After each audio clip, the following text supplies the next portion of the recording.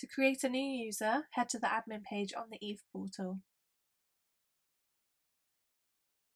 Select the People tab and click Add People. Select User, End User, and then click Next.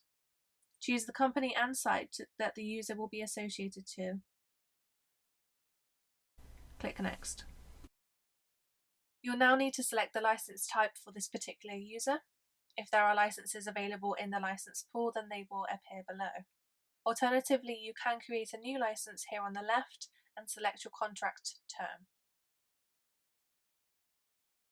You now need to enter the user's details, so go ahead and fill in the first and last name. This will auto-populate the username, however this can be overwritten. Enter in the email address and voicemail PIN number. This can be anything you want them to be, from 4 to 6 characters. Select the external DDI and internal extension. You can have one, the other, or both. Your presentation type is set to company default, which you can change to individual DDIs, switchboard, which is the main number, or anonymous. By default, you can create custom presentations in the company overview screen. If you require fax to email, assign a fax number here and it will send to the email address above. The same with voicemail to email, which is supported on any license. Choose them with or without an audio attachment. You can select call recording storage time limits here. 30 days comes with standard with any license. Alternatively, you can increase that to longer, which will incur an additional cost. The App section allows you to add additional functionality. iPad support allows the user to use the mobile app on an iPad. Conferencing allows you to assign conferencing from the portal interface. My Team Collaboration, which is the My Team Plus license. This is enhanced collaboration that requires a company level license. Integration is the lower level license, and Integration Plus for the CRM integration. Just toggle these on or off dependent on application. Further down we have Activity Diversion. This creates diverts against certain activities. Simply select your status and then the diversion number. If you do not select a diversion, the call will return a busy tone or voicemail if you have assigned one.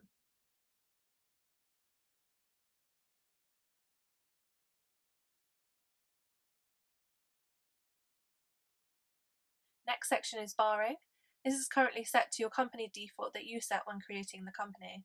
You can add additional barring by clicking toggles, or see the barring status when hovering. Once you're happy with these settings, simply click Save and you've created your user.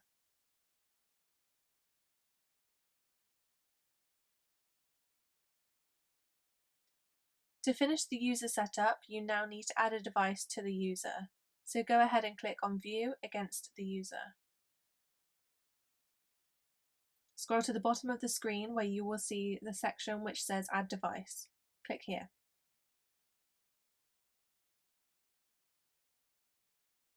If you've ordered the device through our portal, it will show under the Ordered Device section here, where a drop-down will appear. Alternatively, you can click New Device and select the make and model.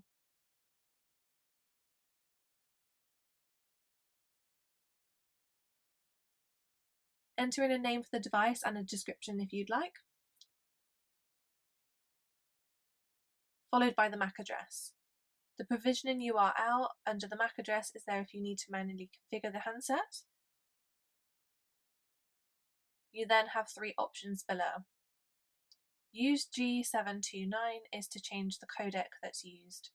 G729 uses half of the bandwidth of a standard G711. Enable local directory will pull the contacts through from the local handset rather than from the ETH portal. Then use blind transfer for BLF, will override the default, which is a consultative transfer. The buttons highlighted in blue on this handset image are configurable buttons. To configure, simply click on a button and select a feature. The features are available on extension. This monitors other users within your organization. Queues give you the ability to log in and out of queues. Paging gives you the ability to jump on the speakerphone of other phones within your subnet. Phone number is your speed dial. Presence shortcut changes your status. Call log presents your call history. Directory search is your contacts. Favorites include your favorite contacts. Menu includes voicemail, group voicemail, and presence. Presence menu has all of your presences under one key. Voicemail is access to your voicemail. Group voicemail is access to your group voicemail. And group pickup is to pick up calls from your pickup group. To configure, simply click the feature and then click Add. The button will show highlighted and also in the table below. Then simply click Save and your device has been added to the user. So go ahead and plug your device in, as you'll now be able to make and receive calls.